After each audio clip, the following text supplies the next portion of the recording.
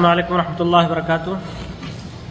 ہمارے 4 ساتھیوں نے اس تعلق سے یہ سوال کیا ہے کہ کیا اسلام ہندوستان کے اندر صوفیہ کے ذریعے سے پہنچا، بالخصوص اس میں نام ذکر کیا گیا ہے خواجہ معین الدین چشتی رحمۃ اللہ علیہ کا، تو آپ اس پر روشنی ڈالیں۔ اور یہ چاروں سوال ایک ہی معنی کے ہیں۔ ایک ہی معنی کے۔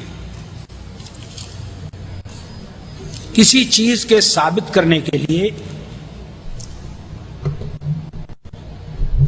تاریخ کی سچی شہادتیں، سچی گواہیاں چاہیے، اور اس کے لیے پورا پروف چاہیے۔ آپ جانتے ہیں کہ کوئی بھی چیز پروف کے بغیر کسی دور میں قبول نہیں کی جا سکتی، کبھی بھی نہیں۔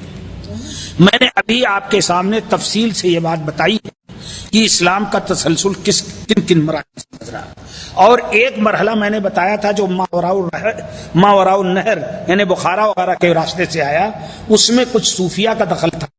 ان سارے لوگوں کی تاریخ ہمارے سامنے ہے۔ بدقسمتی سے ان میں سے کوئی صحیح حسن ثابت ہو جائے تو ہو جائے، ورنہ عموماً موضوع اور ضعیف ہیں، جیسے ابھی میں نے شیخ نظام الدین اولیاء کا قول نقل کیا تھا۔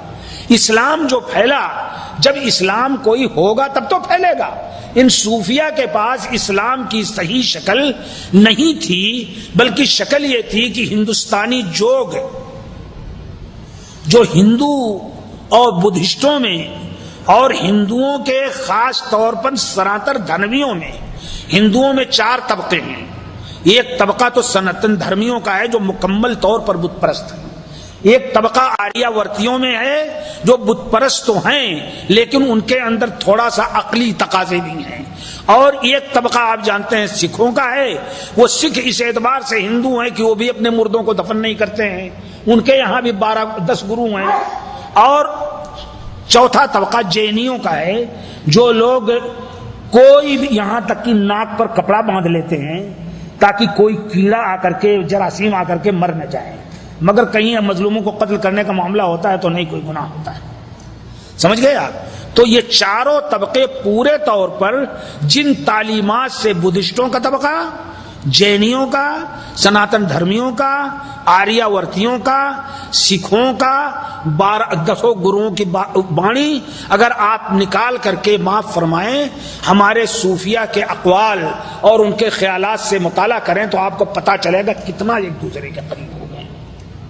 اور آپ کو شاید معلوم نہ ہو، گرو نانک جن کا نام عبد المجید تھا، وہ اپنے دور میں سب سے زیادہ جن لوگوں سے متاثر تھے ان میں ایک عقیدہ تھا وحدت الوجود کا۔ تو اس دور میں جو حضرات صوفیہ جن سے وہ پڑھتے تھے انہوں نے کہا کوئی ضرورت نہیں، سارے دین ایک ہے، اور تم ہندو رہو، سکھ رہو، مسلمان رہو، ہر حال میں مکتی تمہاری ہوگی اگر تم خلق خدا سے محبت کرتے ہو۔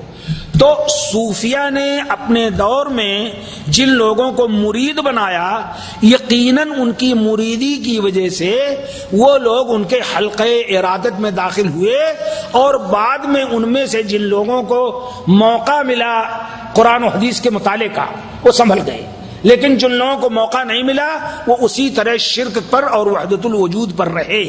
لیکن ان صوفیہ کی درگاہوں میں، ان صوفیہ کے شاگردی میں، ان صوفیہ کے حلقوں میں کوئی آدمی سچا موحد اور متبع سنت مسلمان نہیں ہو سکا۔ مثلا ایک بڑی درگاہ ہے بہار میں، بہار کے لوگ ہوں گے، پھلواری جس کو پھلواری شریف کہتے ہیں، اجمیر جس کو اجمیر شریف کہتے ہیں، اور دیواں جس کو دیواں شریف کہتے ہیں۔ شاید آپ کو معلوم نہ ہو، دیواں میں رنڈیوں نے کچھ سال پہلے دعویٰ کر دیا تھا کہ ہمیں یہاں کے سجادہ نشین محمود صاحب نے رقص سے روک دیا ہے، ڈانس سے، اور ہماری روزی کا یہی ذریعہ ہے۔ تو سیکولر گورنمنٹ نے فیصلہ کیا کہ نہ روکا جائے، ان کو حریت دی جائے۔ تو میں علامہ شبلی نعمانی رحمۃ اللہ علیہ کا ایک عجیب واقعہ ہے، مولانا آزاد سے انہوں نے بتایا کہ وہ گئے تھے نظام الدین اولیاء کی درگاہ میں، تو نظام الدین شیخ حسن نظامی دہلوی رحمۃ اللہ علیہ بہت بڑے ادیب تھے، اور وہ ناچ جائز قرار دیتے تھے، رنڈیاں بھی آتی تھیں۔ تو علامہ شبلی نعمانی ادیب تھے، باذوق تھے، غزل بھی لکھتے تھے، تو ان کے اہتمام میں اکرام کے لیے انہوں نے ایک مجلس منعقد کی ڈانس اور میوزک کی۔ اب وہ اتفاق سے کہیں فوٹو میں یا کسی میں جو ڈانسر تھی رنڈی، وہ جانتی تھی اور وہ منسوب تھی اہل سنت والجماعت کی طرف، یعنی شیعہ نہیں تھی. تو جب وہ آئی تو کہا واہ علامہ شبلی، کیا آپ نے الفاروق لکھی، کمال کر دیا. تو علامہ شبلی کہتے ہیں مولانا آزاد سے کہ میری آرزو ہوئی اس وقت کہ کاش یہ زمین پھٹ جاتی اور میں اسی میں دفن ہو جاتا.